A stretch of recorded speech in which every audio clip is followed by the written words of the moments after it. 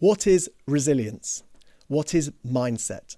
How can you nurture and develop these aspects of your personality over time and improve your ability to deal courageously with whatever life throws at you?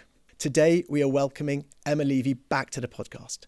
Emma is a motivational speaker and physiotherapist for the athletes of Team GB. She is also the host of one of my favourite podcasts, the award-nominated When Life Gives You Lemons, where she interviews high-performing people who have been through adversity and come back stronger. And it's the conversations from those podcasts that we are interested in today, as I interview Emma to give you at home some key takeaways on how you can improve your mental resilience and well-being to live happier and healthier lives.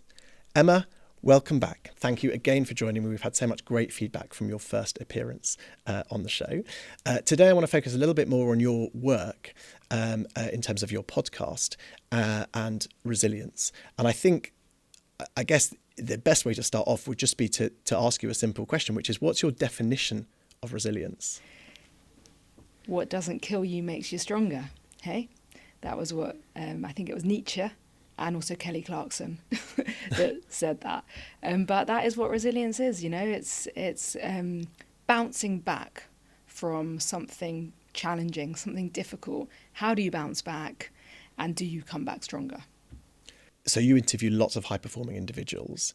And what are the key themes you've identified in your podcast that we can distill? What are those kind of key themes in terms of how they have bounced back from some really difficult situations? Yeah, I find resilience really interesting. And one of my key drives to start the podcast, I was really fascinated how high-performing individuals seem to have been through something really challenging earlier in their lifetimes. So they'd had parents who had died, or they'd had serious illnesses, or they'd lost limbs or been through traumatic incidents, and then they'd come back stronger. So I wanted to analyse this, and I was like, is it what they've been through, that trauma, that is driving them to become these high performers? And I think what I've realised from talking to all these high-performing people is that I think resilience is actually a mixture of nature and nurture. So I think it comes from both. I don't think it's just because these people have been through these experiences, but I also think there is an element of genetics which makes us resilient. But I think 100% these people have become more resilient because of what they've been through. So you have some genetics element that makes you potentially more or less resilient, but then you go through some challenging situation in your life, and then something else crops up. You're like, well, I've been through that. This is easy now. So I think it's a combination. I mean, what comes to mind when you're talking is one of your most recent podcasts with David Holmes, who's was Harry Potter's Daniel Radcliffe's stunt double, who suffered a paralysing spinal cord injury. And I was struck during that one of really trying to figure out what it was about him that made him approach what was an unbelievable situation, seemingly with a huge amount of strength. I just wonder if you'd be able to share any kind of insights. I guess now that it's been a while since you've done that podcast, your reflections on it. I think my reflections are similar to a lot of the guests. Like I said, when they've been through something so life-changing, and then, there's a adaptation period. So I also had Henry Fraser, who's the mouth artist. He was a guest on the podcast. He was 17 when he just dived into a sandbank on the beach in Portugal, also having a paralysing spinal cord injury at the age of 17. So going from a fit, rugby-playing young man to suddenly being a quadriplegic and only having movement above his neck. And, what makes someone like him and someone like David not want to give up? What gives them the drive to continue? And it's so interesting. And they both talk a lot about gratitude. So, Henry spoke a lot about how when he woke up from, or when he kind of started to come to from being in hospital after weeks and weeks of being nil by mouth, and he had his first sips of water, and he says it just tasted like nothing he'd ever tasted before. It was the most incredible taste, but it was like water on the end of a sponge. And then he realized how important this gratitude was, and that he now feels things and sees things that he's never felt before, and how that gratitude just kind of makes him appreciate the little things. So I think that's quite an important part of what drives them, what drives these people to become just incredible when they've been through something so difficult. You think they just want to give up. But, Henry, he now just appreciates life, and he appreciates what he's got, because essentially they're still here. Do you, to use the term, I think it's a bit too kind of social media, but do you practice kind of gratitude on a daily basis? Or what strategies do you recommend people in terms of thinking about adopting a similar grateful mindset? Yeah, so it's interesting. So I don't formally practice gratitude. So there's lots of gratitude journals out there. Yeah. So, you can wake up in the morning and write down 3 things you're grateful for every day. But for me, that it just doesn't work. I've got 3 young kids. They're not going to wait whilst I'm writing my 3 things that I'm grateful for. But I do 100% think to myself, I'm so lucky that I get to have this morning coffee. Yeah. Or this yogurt and banana tastes really good today because the banana's ripe. Yeah. It wasn't one of those horrible green bananas like I had yesterday. Yeah. So I do practice gratitude personally, but not on a formal basis, because it doesn't work for me. But I'm sure formal gratitude does work for some people. But I like that the way you practice gratitude is on really small things, rather than, I think people get a little bit too drawn in to gratitude, to kind of practicing gratitude, and get drawn into the idea that you must write long speech, kind of long reflections, or find 3 things in your day that are, mind-blowing that you have to be grateful for. But ultimately, it is the fact that you can stand in the street and hold a hot cup of coffee, or, like you said, even have a sip of water that tastes really good. Those moments can have a profound effect on our brain chemistry if we take time to sit with them. Yeah, well, Henry Fraser has written a book, The Big Little Things. Mm-hmm. So it's those small things. We shouldn't just be waiting for those big life-changing moments, because they don't happen every day. But little things that we appreciate, the fact that I'm sitting here with you today now, I really appreciate that. I'm really grateful for this opportunity. So this is quite a direct question. So you've interviewed quite a lot of people on your podcast who have been through kind of life-changing adversity. And when I listen to it, sometimes I wonder how I can apply those lessons to myself, because thankfully, I'm not complaining, I haven't been through that kind of adversity. So what would you say kind of to the average person, that what lessons can we take from people who are high performers, who've been through, really serious events, into our own lives? It's a big question, isn't it? What lessons can we take? So in my motivational speaking, I talk about kind of my 10 favourite things that I've learned from the people that I've interviewed, that I wish I had known before I had my own cancer diagnosis 4 years ago. And those include things like the need to consider our own values. So I say that I'm not just Emma, the physiotherapist, mother, sister, friend, daughter, but my name is Emma. And I am passionate about, I love my job. I'm passionate about speaking to inspiring people. Mm-hmm. I love to travel the world with my family, so appreciating what our values are. Like, why do we live? What does living mean to us? And I wish I had considered that previously, but I don't think I ever did. And that kind of feeds into the next one, which is, what is my why? Why am I here? For what purpose? And then that can kind of drive us quite nicely into our day-to-day life. I think a lot of the high-performing people that I've spoken to have nailed that. What are their values? What else have I learned? Their mindset. So their shift in perspective, and this is something I've said to you before, is thinking not why me, but what now? So how can I use my experience of breast cancer to help other people? And that was what drove me to start the podcast. I wanted to speak to these amazing people to help share their thoughts and processes, to share it with people that are going through difficult times, to help them.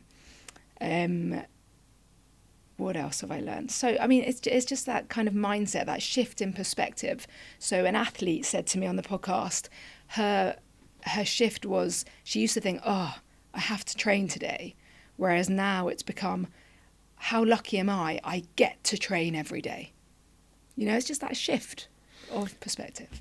There's a brilliant concept called priming. I mean, your brain responds to the conditions you set for it. And a psychologist once taught me a great trick. You know, if you've got to sit down and do something that you really don't want to do, like you've got to go through a complicated spreadsheet and it's just not your thing, actually sitting for kind of 30 seconds or even a minute before and just falsely saying to yourself, this is going to be great. I'm going to do a great job. I'm really looking forward to working on this spreadsheet, can hugely change what happens in that next hour when you're working on it. Well, we all know that from simple things like, you know, going to the gym. There's those days where you're like, oh, I don't want to go to the gym. And on those days, it is horrible, isn't it? It's like a horrible hour. Whereas the days where you wake up, you're like, yeah, let's go to the gym. You have a great session. And you have touched on this already, but I wanted to just pick a tiny bit more because I think it's so interesting. And that is, to what degree do you think that these things are fixed? So when I think of something like heart disease, I think of the modifiable and the non-modifiable risk factors. So the non-modifiable are things that you cannot control, such as your gender, your age, your family history. But then there are the modifiable risk factors for heart disease, like your cholesterol levels, your alcohol intake, and whether you smoke. So how would you kind of apply a similar construct to resilience? I guess it's a difficult one, but where do you see the non-modifiable bits, and what can you really jump in and modify?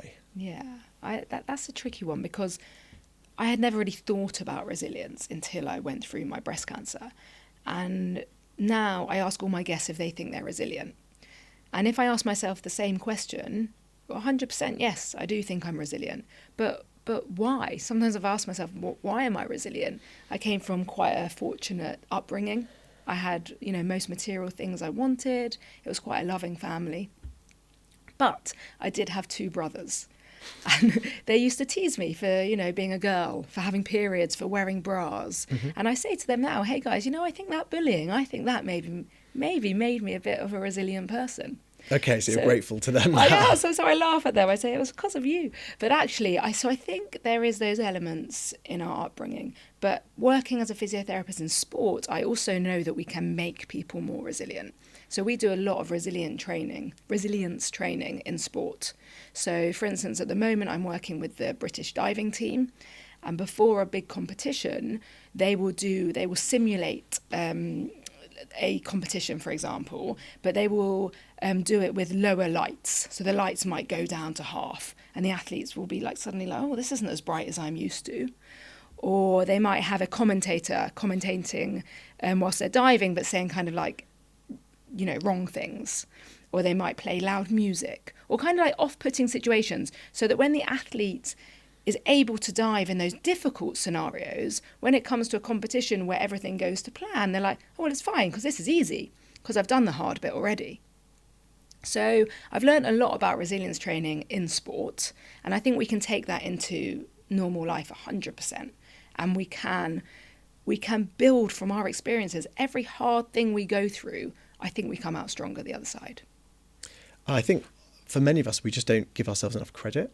I think everyone's resilient. You know, there's no human who has not been through difficult times. And I, you know, as a doctor, I've looked after wealthy people. I've looked after, you know, people who are more deprived. Having money does not buy you no suffering. It just doesn't. So I think it's interesting what you're saying. But I actually think many people will sit back and listen to your podcast and kind of think, well, you know, I would think, well, I've not been through anything like this. And it's true, I've not thankfully been through something like that. But I've certainly been through lots of situations in life where my resilience has been tested. And I think I, like you, through the various things I've done, have started to recognise my resilience more as I've kind of, and maybe it's something to do with age as well. Do you think there's something to do with kind of the stage of life? It's age or stage of life? Yeah, I'm not sure, but it interests me how you say, you know, you haven't been through anything significant. But I think we all have. We've all been through these challenges. Yeah. And I had a guest who's coming up actually on the current series who said to me at the end of the interview, she said, oh, you know, I don't know why you've invited me on the podcast. I haven't been through scenarios like some of your other guests. And the first thing I said to her was like, oh my goodness, your story is incredible. Because, I mean, this woman, I won't give it away, but she grew up in Colombia, and there was just an unbelievable story of how she came from Colombia to the UK to achieve what she's achieved today. But the fact that she didn't see that was just incredible. Well, maybe that is resilience. Yeah, exactly. But I think a lot of us have that. So you know, sitting there now saying, oh, I haven't been through anything that challenging.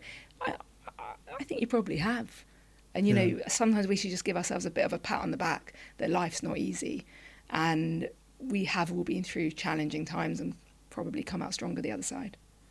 So without giving away anything from the upcoming season of the podcast, what other interesting things are kind of coming up in terms of things we're going to be able to hear and take away? Oh, I've got some amazing people coming. So I've got this lady, Erica from Colombia, who now is a business owner. I've got one of the principals of the Royal Ballet. So he's got an incredible story of injury throughout his lifetime as a ballet dancer. I've got a lady who rode the Atlantic Ocean and then 2 weeks later got diagnosed with bowel cancer. So she'd basically rode the whole ocean with cancer. Gosh. I mean, yeah, it's going to be a good series. Okay, excellent. And I think what would be good to finish is, I mean, you mentioned these, you know, when you do motivational speaking, you have these 10 things you recommend. And we spoke about a couple of them. I'm not going to ask you to go through all the others, but what are the other kind of key take homes that we can give today on the channel to people in terms of your experiences? I think last time we chatted, my biggest takeaway was movement and exercise. So I won't give that one, even though I always go to that straight away. So I had to get that in there. But I think, I can't remember if I said last time we spoke, the importance of goal setting, but not setting too far away goals. So really being in the present, being in the now, being where your feet are, living each day like it's your last, because we just don't know what tomorrow's going to bring. Are there any apps or specific journals or anything like that that you use to set your micro goals or to keep yourself more present in the moment? No, I don't use anything external. I just personally, I don't write things down because that's not the way I work. We're all different. I don't like to write it. I just like to think it. I don't like a journal. It stresses me out because then I feel the need to write in a journal. So no, there's no resources, sadly. I can so we share won't with put. We'll just cut that question. How about you, Dan? Do you practice gratitude yourself? I think like you, not formally, but I think when I have practiced it formally in some way, I immediately feel the benefits. I think it's probably something I know I should do more of, but coming to what you had said earlier, it's very much a personal thing. So I don't journal on a regular basis, but sometimes if there's something I'm particularly caught on, that I do find sitting back and just writing about it. There's someone I follow, and I don't remember where I got this from, who does this thing called chat your future self. So they literally have a conversation with themselves on a note, as if they're their future self, kind of counselling their current self. And I have tried it and I have found it really helpful, actually, because it kind of makes everything seem a bit ridiculous. Like, I think it sometimes makes the things that you're worried or anxious about just feel a lot less anxiety provoking. Yeah, that's very interesting you talk about that, because someone else who's coming up on the podcast is an expert in manifesting, and she talks about that. She talks about writing about your future as if it's happened. So that fits in really well with that. I can't wait to listen. Thank you, Emma, for joining us. I think we've got some really key take-homes today on resilience and how we can change our own mindsets and I guess optimize our own mindsets, even if there are some fixed parts in our own, in our own background and genetics. So thank you so much. Thanks for having me. It's been a pleasure.